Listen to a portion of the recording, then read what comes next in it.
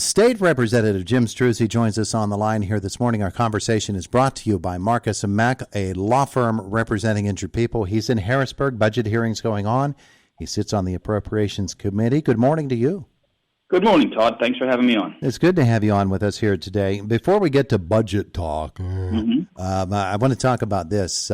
Gas prices now. We see the station in New Ellic, it's got a price of $4.14 per gallon. In Indiana County, they went up to $3.89 yesterday afternoon per gallon. That's the lowest price that you could pay, and it's really distressing. I know as a state lawmaker, there's not anything you can do about that, but I know that as well you're looking at the situation for families and their budgets and knowing that prices are going up, inflation is hitting, and it's really distressing. And that has to enter into your mind when you're in the middle of budget negotiations, doesn't it? Well, it absolutely does, Todd. We are very concerned with inflation right now, with the cost of living, with the gas prices, and it's all compounded really by policies, both here within the Commonwealth and in the United States. The policy to shut down the pipelines, to rely on foreign oil, when we have the opportunity to generate that right here in the United States, that could create a cost savings. As a matter of fact, I signed on to a resolution yesterday that would urge the governors of New York and New Jersey to allow gas to flow. Instead of it flowing in from foreign countries, let's have it flow from Pennsylvania. And you look at other things like the Regional Greenhouse Gas Initiative. Again, causing costs to increase for working families. Already we're seeing electricity costs increasing.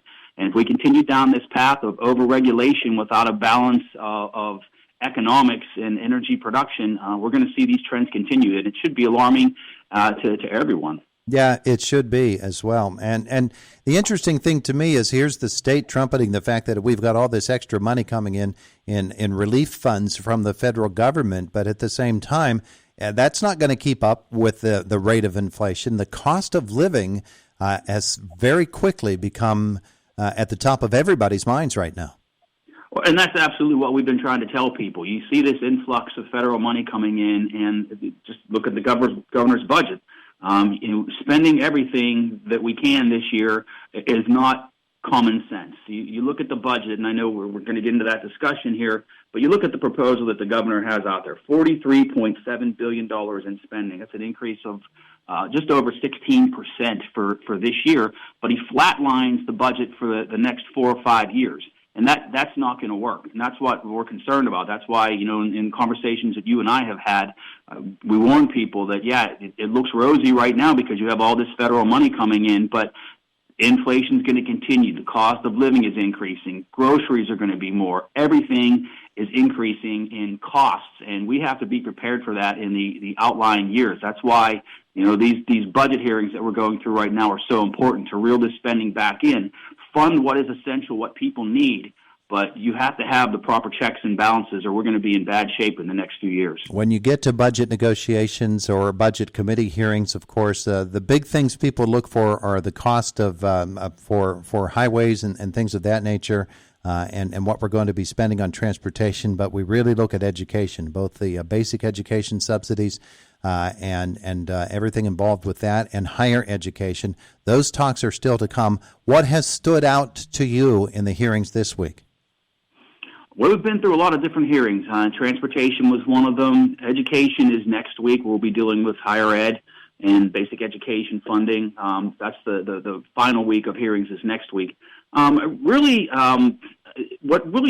stands out to me, Todd, to be quite frank, is that a lot of these secretaries don't have any idea what's in their budget, because I think the governor and his administration put it together without really including them in the discussions. That's why when we ask about the outlying years and why they're flat funded for the next 5 years after this year, they really can't answer that. And that, to me, is again, alarming. I understand that, this is the governor's final year, but the discussions with his staff really needed to occur before these hearings. And I think that's what really stands out to me is the lack of, I think, input from these departments in their own budgets. And that's concerning. And again, you see requests for increases across the board, and many of them justified. I think that's important, that we do understand where you do need to increase spending and where you need to hold spending in check. Transportation is very alarming. the discussions that we had with the Secretary this week. Clearly, we have to find better ways to fund transportation infrastructure. The needs are there. That's critical. We see what's happening with the bridges. And I asked the Secretary to kind of break down the funding because people are paying so much in gas right now, so much in taxes. And she did do that, and people can see the video clips from the hearings. They'll be in my Friday email tomorrow and also on Facebook and on the website. But really, they don't get as much funding as people think from the gas tax. And again, we have to find a better way to balance, the burden on the taxpayers, but also provide those essential needs, products, and services.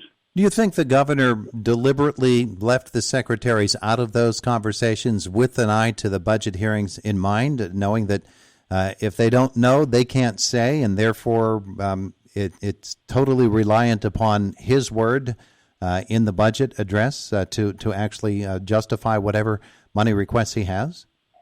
Well, I think a lot of it, and I hate to call it this, but it's like a shell game. The governor, I think, wants to get some headlines out there, make it look like he's doing all these good things.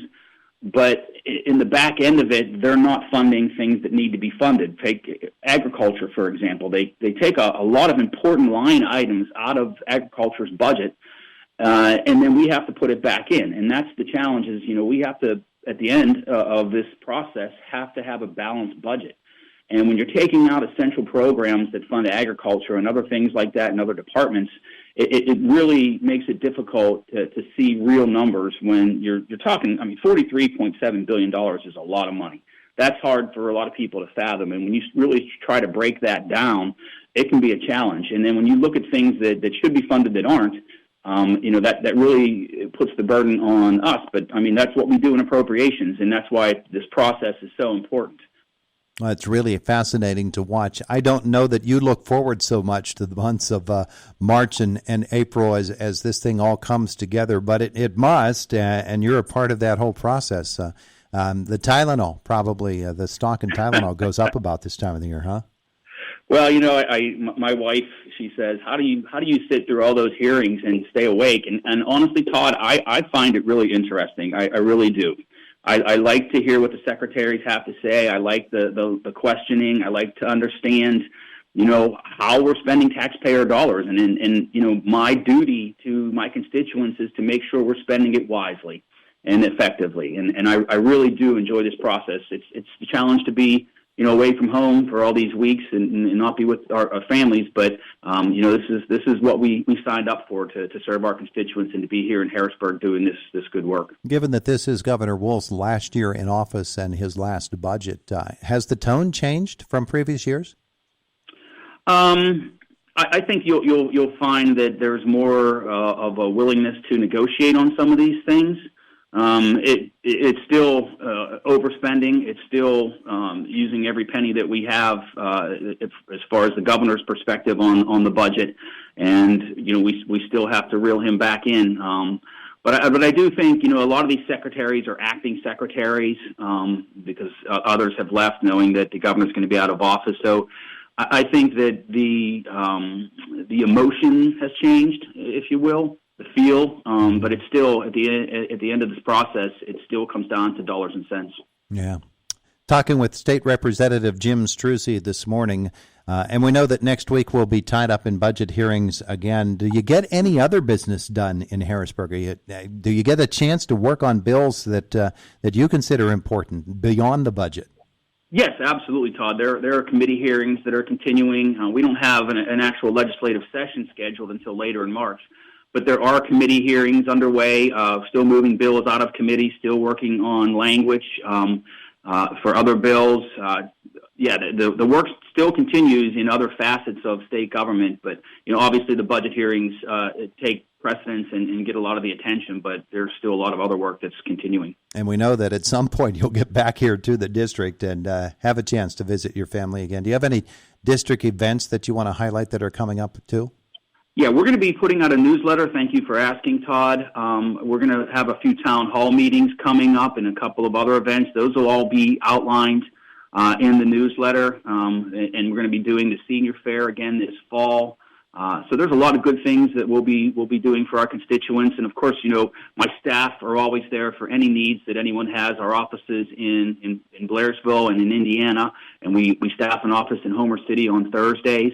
So we're always available, even though I'm here in Harrisburg. My staff are always there, willing to answer the phones and address concerns people have when they come through the doors. All right. Do you get a chance to say hi to the kids over the weekend? Oh yeah. We'll be traveling back here this evening. We'll spend some family time, and then we'll be right back at it on Monday. Good deal. Good deal. Representative Struzzi, thanks for visiting with us. Thanks for having me, Todd. Have a great day. You too. It is the voice of Indiana County, WCCS 101.1 FM and AM 1160.